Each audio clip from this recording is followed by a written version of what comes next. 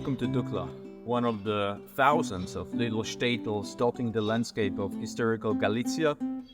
Yes, we are in the very southern edges of Galicia, very close to the Carpathian Mountains, very close to the famous in times of prosperity and trading, because providing merchandising route with Austro-Hungarian Empire and earlier Hungarian Kingdom, the very famous Dukla Pass in the Carpathian Mountains, but at the same time an infamous Dukla Pass, because in the times of instability and wars, particularly World War I and then World War II, territories in the vicinity of mountain passes are doomed to be destroyed.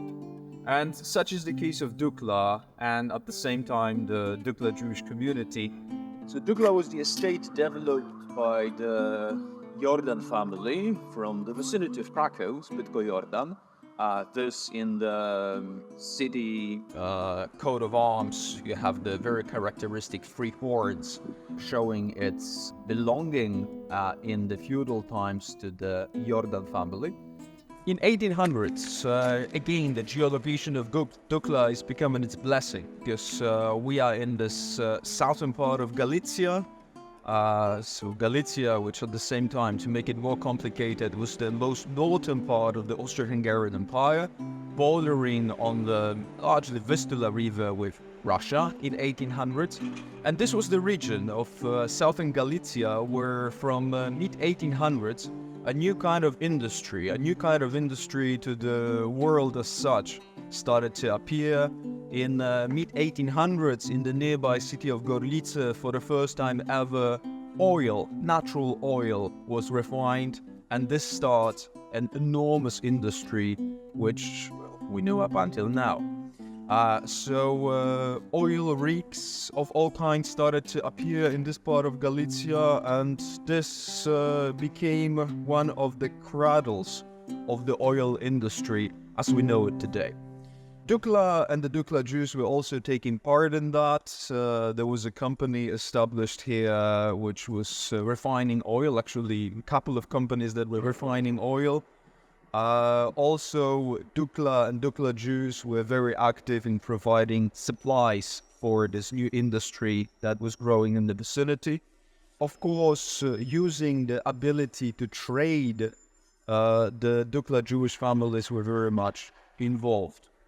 In the 20s and 30s, after World War I and the population of the city because of the military activity in between Austro-Hungarian Empire and Russia, mostly in 1915, there were little Christians and Jews returning to Dukla itself. Many people decided to re-establish their life somewhere else. Dukla in 20s and 30s went through a certain period of stagnation and stabilization. In such a way, with a couple of thousands of Jewish inhabitants, it started to head towards World War II. The Germans arrived here in early September of 1939, as it's worth to remember that the invasion against Poland in September 1939 was initiated from three directions, so from north, from Prussia, from west, Germany, and from south, from the territories of Slovakia. And yes, we are right now about 10-15 kilometers from the Dukla Pass in the Carpathian Mountains, which means from the Slovakian territory. So the German army arrived here very early, and an immediate system of anti-Jewish regulations was enacted in the city. Two labor camps were put into existence already in 1940, one of them in the vicinity of the nearby stone quarries, the other one was a company building roads. So we are inside the 1700s, once magnificent synagogue in Dukla. The German Nazis would not skip an opportunity of destruction not only of the Jewish population as such in their genocidal plan, later on called Holocaust, but this genocidal plan did not finish with the people. Actually, before the people were murdered, there were already first instances of their future destruction coming. After the German Nazis had taken over this territory, almost immediately within the first months of war, the very stringent anti-Jewish regulations are enacted. From November 1939, the Jewish businesses are marked and they are starting to be confiscated, not only in Krakow, not only in Warsaw, but all of this policy is trickling down even to the small communities like Dukla. So the Jews of Dukla, a couple of thousands, we're estimating in between 1 to 2,000 of them in 1939, plus a certain unknown number of refugees that came from other larger cities of central and western Poland. Those people are gradually becoming disappropriated. They are losing their last sources of income. They are slowly being pushed into becoming slave labor force for, at first, German military, then the German companies which are coming to invest here.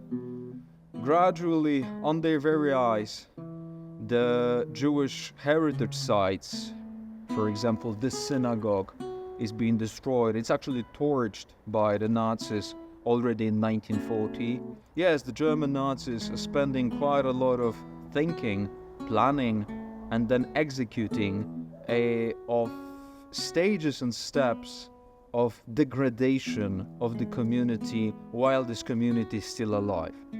So it's very common that the synagogues are being torched on the eyes of the people. Actually, this one we know was destroyed and set on fire on Sukkot in 1940. And then, in the very gradual and planned policy, we are approaching the year of 1942, the year in which the civilization of Polish Jewry was murdered by the German Nazis. And as the earlier steps and plans have not skipped Dukla, 1942 was also bringing the same story to the Dukla Jews as elsewhere in occupied Poland.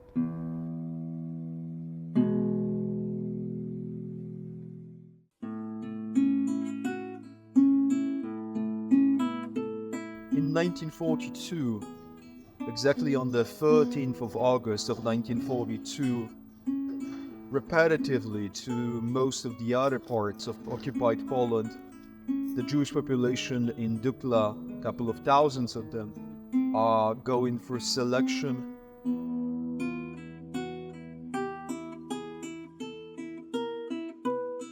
Jacek Koszczan, the founder of the Association for the Preservation of Jewish Heritage in Dukla region, explores the horrors that befell Dukla's Jewish community on that fateful August 1942 day.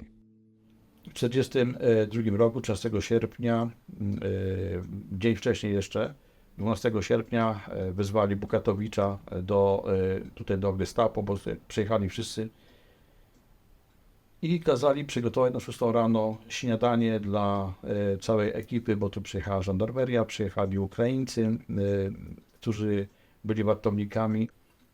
Śniadanie miało się składać według relacji Bukatowicza powojennych z jajecznicy, z białego chleba, kawy i dużej ilości wódki dla Niemców i dla Ukraińców.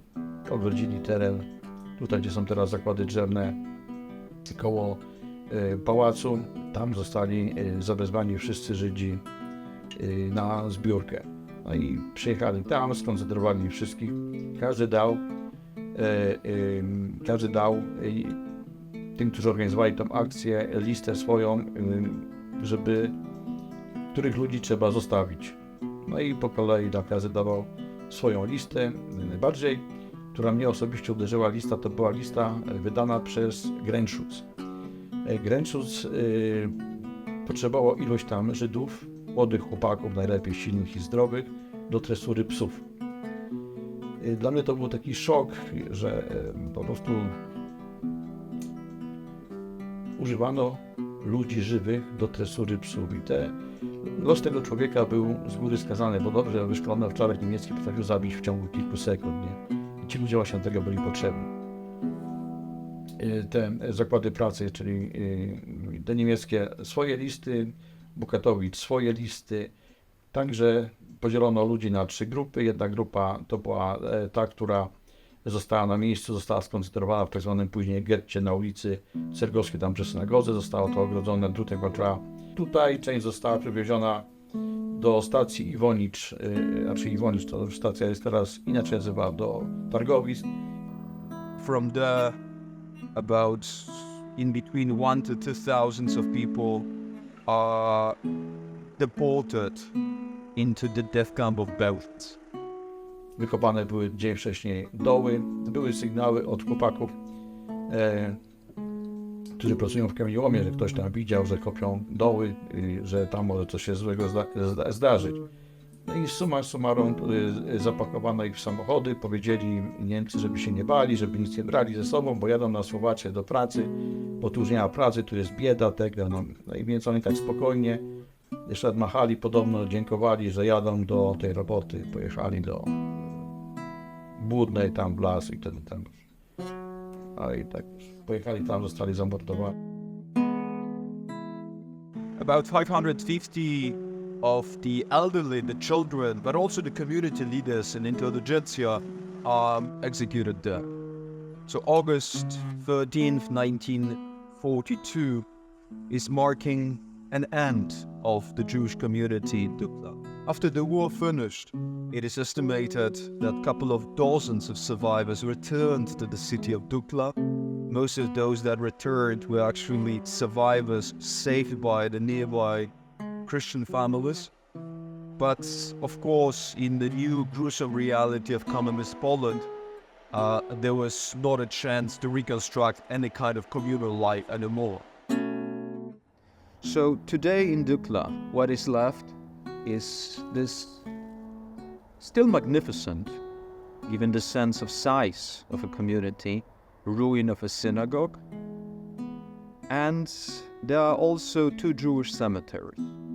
After the Jewish community was exterminated in 1942, beginning from 1943, there was a planned destruction of the Jewish cemeteries. The matzevots were used for regulation of rivers, for construction of sewage system, roading, carving. Up until now, they are being reclaimed. The last major batch of matzevots was reclaimed by the local Dukla association, taking care of Jewish heritage sites under the leadership of Jacek Koszczan. Those were reclaimed from a sewage system in summer of 2021. The German Nazi planned destruction of Jewish community has not been complete. As long as the memory about Dukla Jews is there, as long as care for spaces like this one of the smallest synagogues, most likely from late 1800s. For some strange reason, it was called Rabbi Littman Synagogue, although it's very hard to get into the sources of this information. And there is the school of Baron Hirsch, which is still existing as a structure in contemporary Dukla, used as a kindergarten, or for the territories of 2 Jewish cemeteries in Dukla, is still there. In the hands of local Christian population of Dukla, but also in the hands of the next generation after Dukla Jewish survivors. And those families scattered around the world right now are very carefully approaching the history of Jewish Dukla and are extremely interested into the next developments in where the memory of Dukla Jews might be taken into.